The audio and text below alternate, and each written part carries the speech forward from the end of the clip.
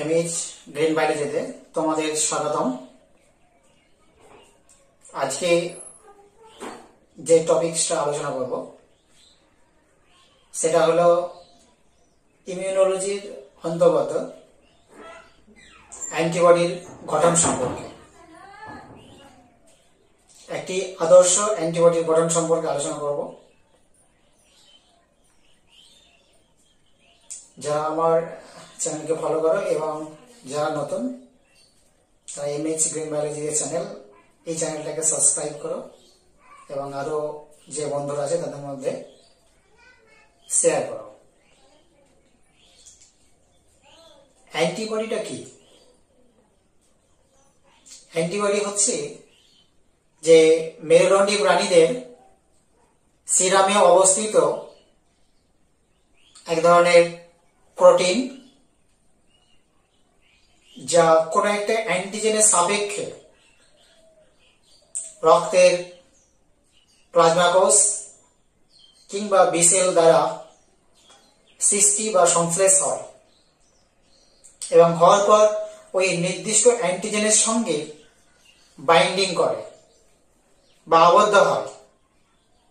আবদ্ধ হওয়ার পর সেই অ্যান্টিজেন বা ইমিউনোজনকে নষ্ট করে বা ধ্বংস করে বা সেটার সঙ্গে সংযুক্ত হয়ে অন্য কোনো ম্যাক্রোফাজ সেলের মাধ্যম দিয়ে তাকে ধ্বংস করে। এরকম পলিপেপটাইড শৃঙ্খল দ্বারা গঠিত, 4টি পলিপেপটাইড শৃঙ্খল দ্বারা গঠিত যে গঠন, যেটা দেখতে অনেকটা ইংরেজি বর্ণমালা অয় আকৃতির, তাকে অ্যান্টিবডি বলে।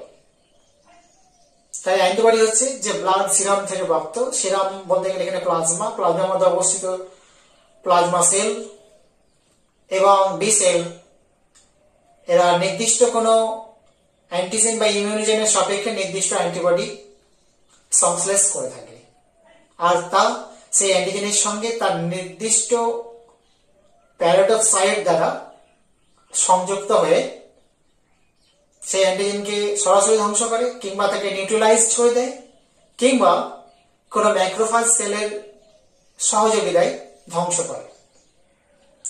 এইরকম পলিপেপটাইড শৃঙ্খল দ্বারা গঠিত ইমিউনোগ্লোবিউলিন প্রোটিন দ্বারা গঠিত গঠনকে বলা হবে অ্যান্টিবডি, যেটা বিজ্ঞানী টিসেলিয়াস এবং কাবার্ট সর্বপ্রথম 1940 খ্রিস্টাব্দে অ্যান্টিবডির রাসায়নিক গঠন সম্পর্কে আলোকপাত করেন। বিজ্ঞানী টিসেলিয়াস এবং কাবার্ট 1940 খ্রিস্টাব্দে অ্যান্টিবডির রাসায়নিক গঠন সম্পর্কে আলোচনা করেন এবং 1950 খ্রিস্টাব্দে বিজ্ঞানী পোর্টার অ্যান্টিবডির গঠন ও কাজ লক্ষ্য করার জন্য পেঁপে গাছ থেকে প্রাপ্ত প্যাপাইন উৎসেচক দ্বারা অ্যান্টিবডির যে ডাইসালফাইড বন্ধন আছে সেই ডাইসালফাইড বন্ধনকে ভেঙে অ্যান্টিবডিকে আলাদা আলাদা করে অ্যানালাইসিস করেছেন বা তাদের বিভিন্ন কাজ সম্পর্কে সেটা সম্পর্কে ডিটেকশন করেছেন। ঠিক আছে, বিজ্ঞানী পোর্টার। এবং 1969 খ্রিস্টাব্দে এডম্যান তিনি আইজিজি একটা অ্যান্টিবডি, তার অ্যামাইনো অ্যাসিডের ক্রম, মানে কত কি অ্যামাইনো অ্যাসিড আছে তার সংখ্যা সম্পর্কে তিনি আলোকপাত করেন বা বিশ্লেষণ করেন।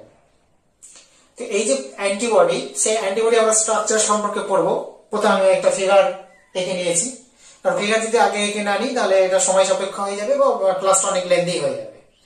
যার জন্য ফার্স্ট টাইম আমি অ্যান্টিবডির একটা স্ট্রাকচার তৈরি করে নিয়েছি বোর্ডের মধ্যে। তো এই স্ট্রাকচার থেকে আমরা অ্যান্টিবডি সম্পর্কে অধ্যয়ন করব।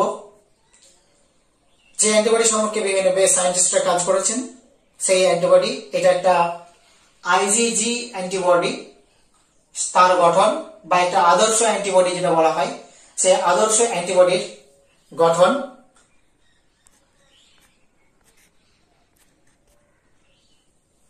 আদর্শ অ্যান্টিবডি যে গঠন, সেই গঠন সম্পর্কে আমরা দেখব। তো একটা আদর্শ অ্যান্টিবডি 4টি পলিপেপটাইড শৃঙ্খল দ্বারা গঠিত, 4টি পলিপেপটাইড চেইন বা শৃঙ্খল দ্বারা গঠিত। 4টি পলিপেপটাইড শৃঙ্খল কোনগুলো? এখান থেকে এটা একটা পলিপেপটাইড শৃঙ্খল, এটা একটা পলিপেপটাইড শৃঙ্খল, এখান থেকে এটা একটা পলিপেপটাইড শৃঙ্খল, আর এখান থেকে এটা একটা পলিপেপটাইড শৃঙ্খল। চারটে পলিপেপটাইড শৃঙ্খল দ্বারা গঠিত অ্যান্টিবডি, যার মধ্যে দুটো হচ্ছে হেভি চেন বা এইচ চেন, দুটো চেন হচ্ছে হেভি চেন, আর বা এটাকে এইচ চেন বলা হয়, আর দুটো হচ্ছে লাইট চেন বা এল চেন। হেভি চেন কোনগুলো? যেগুলো দীর্ঘ আকৃতির শৃঙ্খল এবং যার একটা অংশ স্ট্র্যান্ড হিসেবে কাজ করবে আর আরেকটা অংশ অ্যান্টিজেনের সঙ্গে ভূমিকায় থাকবে। তো এই টোটাল এই যে দীর্ঘ একটা লং চেন যেখানে চারটে লুপ, এগুলো হচ্ছে একটা লুপ, চারটে লুপ বর্তমান, এইরকম শৃঙ্খলকে বলা হচ্ছে হেভি চেন। তাহলে এটা একটা হেভি চেন, এটা একটা হেভি চেন। আর ছোট শৃঙ্খল যেটা হেভি চেনের সঙ্গে সংযুক্ত আছে সেটা হচ্ছে লাইট চেন। এটা একটা লাইট চেন এবং এটা একটা লাইট চেন। তাহলে এখানে আমরা দেখতে পেলাম যে চারটে পলিপেপটাইড শৃঙ্খল, যার মধ্যে দুটো হচ্ছে হেভি চেন এবং দুটো হচ্ছে লাইট চেন। হেভি চেন এবং লাইট চেনের ডিফারেন্সটা কোথায়? লাইট চেন হচ্ছে দৈর্ঘ্যে ছোট এবং দুটো করে লুপ নিয়ে গঠিত। তাছাড়া এখানে কাপ্পা এবং ল্যামডা এই দুই ধরনের অ্যামাইনো অ্যাসিড দ্বারা গঠিত কাপ্পা চেন এবং ল্যামডা অ্যাসিড চেন, এই দুই ধরনের চেন অ্যামাইনো অ্যাসিড চেন দ্বারা গঠিত। আর হেভি চেন যেটা, হেভি চেন আমরা দেখছি 1 2 3 4 চারটি করে লুমেন আছে, এবং হেভি চেন যেটা সেটা গামা, ডেল্টা, বিটা, এই ধরনের এপসাইলন, এরকম 4-5 রকমের অ্যামাইনো অ্যাসিড চেন দ্বারা এই হেভি চেন গঠিত। এখন আমরা একটা অ্যান্টিবডির বিভিন্ন অংশ সম্পর্কে জানবো। প্রথমে লাইট চেনের একটা অংশ সম্পর্কে আমরা জানবো। লাইট চেন যেটা আমি বললাম যে এখানে কাপ্পা এবং ল্যামডা অ্যামাইনো অ্যাসিড শৃঙ্খল দ্বারা গঠিত একটা চেন, যে চেনের মধ্যে আমরা দুটো লুপ দেখতে পাচ্ছি। এই দুটো লুপ এবং এই চেনটার অর্ধেক অংশ, এই চেনের এক প্রান্ত হচ্ছে অ্যামাইনো প্রান্ত NH3+, আর তাহলে আমরা এখানে যে পলিপেপটাইড চেনগুলো আছে হেভি চেন বা লাইট চেন, সেই চেন সম্পর্কে দেখব যে প্রত্যেকটা চেনের দুটো করে টার্মিনাল এন্ড আছে। একটা আছে অ্যামাইনো টার্মিনাল এন্ড আর একটা সাইড হচ্ছে কার্বক্সি টার্মিনাল এন্ড। তাই এক একটা চেনের, প্রতিটা চেনের, এই হেভি চেনের ক্ষেত্রে এটা অ্যামাইনো টার্মিনাল চেন এন্ড আর এটা হচ্ছে carboxy terminal and.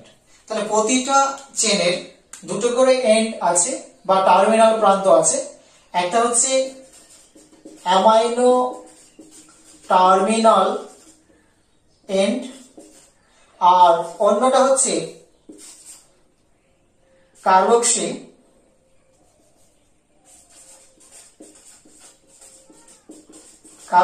Terminal and. অর্থাৎ এক প্রান্তে অ্যামাইনো গ্রুপ থাকবে NH3+, যেদিকটা ফ্রি সাইট বা ফ্রি সাইট, যেদিকটায় অ্যান্টিজেন সংযুক্ত হবে সেদিকটা হচ্ছে অ্যামাইনো সাইট বা অ্যামাইনো সাইট, এবং তার ভিতরের দিকটা কার্বক্সিল গ্রুপ যুক্ত অর্থাৎ অ্যাসিড গ্রুপ যুক্ত সাইট। লাইট চেনের ক্ষেত্রে এটা অ্যামাইনো, এটা কার্বক্সি টার্মিনাল এন্ড। হেভি চেনের ক্ষেত্রে এটা অ্যামাইনো টার্মিনাল এন্ড আর এটা হচ্ছে কার্বক্সি টার্মিনাল এন্ড। আমি একটা পোরশন নিয়ে আলোচনা করলাম, অপোজিটটা একই, সেম একই রকম আলোচনা। এবার লাইট চেন সম্পর্কে আমরা জানবো যে লাইট চেনের ক্ষেত্রে আমি যেটা বললাম যে কাপ্পা এবং ল্যামডা অ্যামাইনো অ্যাসিড শৃঙ্খল দ্বারা গঠিত। এখানে দুটি লুপ বর্তমান। এই বাইরের দিকটা যেটা অ্যামাইনো প্রান্ত বা অ্যামাইনো সাইট, অর্থাৎ যেদিকে অ্যান্টিজেন সংযুক্ত হবে, এই অর্ধেক অংশ লাইট চেনের এখান থেকে এই অর্ধেক অংশ, যেখানে অ্যামাইনো অ্যাসিডের সংখ্যা হতে পারে 25 আর 60 আর 25 প্রায় 110 মতো, 100 থেকে 110, 100 থেকে 110টি অ্যামাইনো অ্যাসিড বিশিষ্ট একটা স্থান, এখান থেকে এতটা, এটাকে বলা হবে ভ্যারিয়েবল রিজিয়ন। ভ্যারিয়েবল রিজিয়ন সংক্ষেপে হচ্ছে ভিএল। ভিএল কেন? V for variable region, L for light chain. Light চেনের সাপেক্ষে এই অংশটুকু হচ্ছে ভ্যারিয়েবল রিজিয়ন, তার জন্য ভিএল বলা হচ্ছে। ঠিক একই সেম হেভি চেনের ক্ষেত্রে, হেভি চেনের ক্ষেত্রে এই অ্যামাইনো প্রান্তের এই 100 থেকে 110টি অ্যামাইনো অ্যাসিড বিশিষ্ট যে হিসাবটা আমি এখানে দেখিয়ে দিই। এখান থেকে মিডল অংশটা হচ্ছে 50টা অ্যামাইনো অ্যাসিড, লুপটা হচ্ছে 60খানা অ্যামাইনো অ্যাসিড, আর লুপের বাইরের অংশটা হচ্ছে 25খানা অ্যামাইনো অ্যাসিড। এখানে 50টা অ্যামাইনো অ্যাসিডের মধ্যে অর্ধেক অংশ, তাহলে 25, আর এই 25 50টা, আর লুপের 60টা 110। তো 100 থেকে 110টা অ্যামাইনো অ্যাসিড বিশিষ্ট অংশ, যে জায়গাটা অ্যান্টিজেন যখন সংযুক্ত হয়, অর্থাৎ অ্যামাইনো প্রান্তের দিক যখন অ্যান্টিজেন সংযুক্ত হয়, তখন ওখানে গঠনগত পরিবর্তন বা কাঠামোর পরিবর্তন হয়, সেই জন্য এই অংশের নাম হচ্ছে ভ্যারিয়েবল রিজিয়ন। এবার লাইট চেনের জন্য এটাকে আমরা বলছি ভিএল, অর্থাৎ variable region of light chain.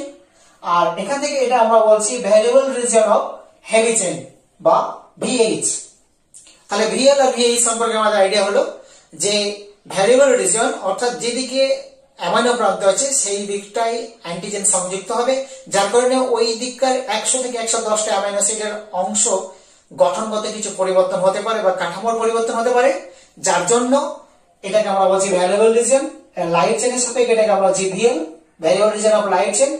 আর হেভি চেনের সাপেক্ষে আমরা বলছি variable region of H, heavy chain বা ভিএইচ। আর বাকি এইদিকে 110টার মধ্যে অ্যামাইনো অ্যাসিড, এখান থেকে 25, এটা 25 50, আর এটা 60 100 থেকে 110টা অ্যামাইনো অ্যাসিড বিশিষ্ট যে লুপ সহ এই অংশটা ভিতরের দিকে যেদিকে কার্বক্সি টার্মিনাল এন্ড রয়েছে, এই দিকটাকে বলা হচ্ছে কনস্ট্যান্ট রিজিয়ন। কনস্ট্যান্ট রিজিয়ন যেটাকে লাইট চেনের সাপেক্ষে আমরা বলছি CL, constant region of light chain. আর এইদিকে ঠিক সেম হেভি চেনের ক্ষেত্রে এটাকে আমরা বলছি constant region of heavy chain বা সিএইচ। তাহলে সিএইচ, ভিএইচ এবং ভিএল এবং সিএল সম্পর্কে একটা আইডিয়া দিলাম। এটা হচ্ছে লাইট চেন সম্পর্কে বর্ণনা হয়ে গেল, হেভি চেন সম্পর্কে আমাদের বর্ণনা হয়ে গেল। এবার আমি এখানে লুপ আর ডোমেন সম্পর্কে একটা ব্যাখ্যা দিই।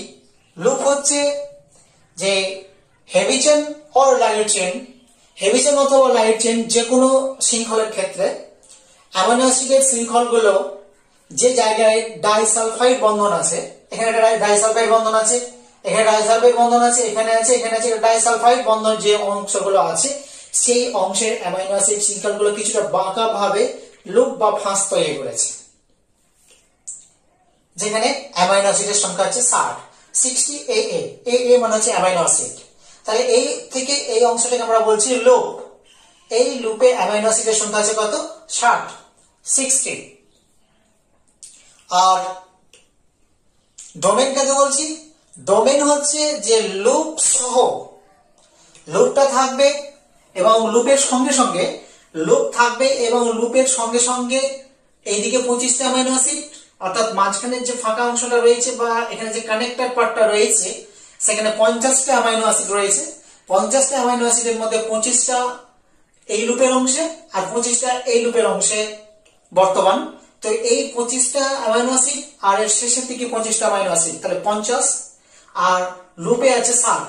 আমি হিসাবটা লিখেছি ডোমেনের ক্ষেত্রে 25টা অ্যামাইনো অ্যাসিড এই দিকটা, তারপরে 60টা অ্যামাইনো অ্যাসিড হচ্ছে লুপের, আর তারপরে 25টা অ্যামাইনো অ্যাসিড হচ্ছে তার পরবর্তী অংশ। মোট হচ্ছে 25 + 60 + 25 = 110। 110 অ্যামাইনো অ্যাসিড বিশিষ্ট যে স্থান সেটাকে আমরা বলছি ডোমেন। তার মানে কি এইখান থেকে এটা একটা ডোমেন, এখান থেকে এটা একটা ডোমেন। আমি এখানে এটাকে লুপ দেখিয়েছি মানে এটা লুপ, এটা ডোমেন সেটা নয়, প্রত্যেকটাই লুপ। 60টা অ্যামাইনো অ্যাসিডের গঠনকে আমরা বলছি লুপ, ফাঁসের মতো। আর তার পাশে যখন 25 করে আরো অ্যামাইনো অ্যাসিড সংযুক্ত হিসেবে একটা অঞ্চল বা একটা সাইট যখন তৈরি করছি তখন তাকে আমরা ডোমেন বলছি। সুতরাং এখানে এটা একটা ডোমেন, এটা একটা ডোমেন, এটা একটা ডোমেন, এটা একটা ডোমেন, এটা ডোমেন, এটা ডোমেন, এটা ডোমেন, এগুলো সব ডোমেন। এবং ডোমেনের অন্তর্গত একটা অংশ সেটা হচ্ছে লুপ। ডোমেনের একটা পার্ট বা ডোমেনের একটা অংশ হচ্ছে লুপ, আর লুপের দুই দিকে কিছু আরো অ্যামাইনো অ্যাসিড নিয়ে গঠন করছে ডোমেন। তাহলে লুপ এবং ডোমেন সম্পর্কে আইডিয়া হলো। এইবারে আমরা আরো একটা অংশ জানবো যে হেভি চেন এবং লাইট চেন, এই যে দুটো চেন সংযুক্ত করা কোথায় কোথায় সংযুক্তি হয়েছে। প্রথমে আমরা দেখব যে প্রত্যেকটা চেনের লুপে একটা করে ডাইসালফাইড বন্ধন রয়েছে। এখানে এখানে এখানে একটা করে ডাইসালফাইড বন্ধন, আর প্রতিটাতে দুটো করে সালফার রয়েছে। আর হেভি চেনের সঙ্গে লাইট চেনের মাঝখানে একটা ডাইসালফাইড বন্ধন রয়েছে। এই শৃঙ্খলটা লাইট চেনকে হেভি চেনের সঙ্গে সংযুক্ত করে রেখেছে। ঠিক সেম এদিকেও এই ডাইসালফাইড বন্ধন হেভি চেনের সঙ্গে লাইট চেনকে সংযুক্ত রেখেছে। আর দুটো হেভি চেনকে সংযুক্ত করে রেখেছে ডবল ডাইসালফাইড বন্ধন, অর্থাৎ এটা একটা সালফাইড বন্ধন, এটা একটা সালফাইড বন্ধন, তাই জন্য আমরা বলছি ডবল সালফাইড বন্ধন। এই ডবল সালফাইড বন্ধন এখানে দুটো শৃঙ্খলকে ধরে রেখেছে, দুটো হেভি চেনকে। এখানে মোট সালফাইড বন্ডের সংখ্যা হচ্ছে 16। গুনে নিয়ে একবার, 1 2 3 4 5 6 7 8 9 10 11 12 13 14 15 16টা ডাইসালফাইড বন্ধন এবং তার সঙ্গে সালফারের সংখ্যা হচ্ছে 16 × 2 সেটা হচ্ছে 32টা সালফার নিয়ে গঠিত, আর 16খানা ডাইসালফাইড বন্ধন নিয়ে গঠিত হয়েছে। এখন হেভি চেন আর লাইট চেন সম্মিলিতভাবে কাজ করছে। তো হেভি চেন এবং লাইট চেনের, অর্থাৎ লাইট চেনের অ্যামাইনো প্রান্ত থেকে কার্বক্সিল প্রান্ত, আর হেভি চেনের অ্যামাইনো প্রান্ত থেকে এখানে যে হিঞ্জ রিজিয়ন রয়েছে এই পর্যন্ত অংশকে বলা হয় তোমার এফএবি। এফএবি মানে হচ্ছে antigen binding fragment. Antigen binding fragment অর্থাৎ এই অংশ অ্যামাইনো প্রান্তের দিকটা অর্ধেক অংশ এখানে অ্যান্টিজেন বন্ধনের সঙ্গে সংযুক্ত, যার জন্য এখান থেকে এই অংশটাকে আমরা ধরে নিচ্ছি, এই পোর্শনটাকে গঠনের পোর্শনটাকে ধরা আছে এফএবি, অ্যান্টিজেন বাইন্ডিং ফ্রাগমেন্ট। আর এখান থেকে এই পর্যন্ত অংশ যেটাকে বলা আছে এফসি, ক্রিস্টালাইজেবল ফ্রাগমেন্ট। এইটা অংশটাকে আমরা বলছি ক্রিস্টালাইজেবল ফ্রাগমেন্ট। এই ক্রিস্টালাইজেবল ফ্রাগমেন্টের যে ডোমেন বা লুপগুলো আছে, সেই ডোমেন বা লুপগুলোতে অনেক সাইট রয়েছে, যে সাইটগুলোর সঙ্গে দেখা যাচ্ছে যে এই সাইটটাতে কমপ্লিমেন্ট বাইন্ডিং একটা সাইট, এটা অর্থাৎ কমপ্লিমেন্ট একটা সিস্টেম রয়েছে যেটা অ্যান্টিজেনকে ধ্বংসের কাজে হেল্প করে। সেই কমপ্লিমেন্ট সাইটটা এখানে বাধক হয় বা বাধক স্থান, সেই জন্য এটাকে বলছি কমপ্লিমেন্ট বাইন্ডিং সাইট।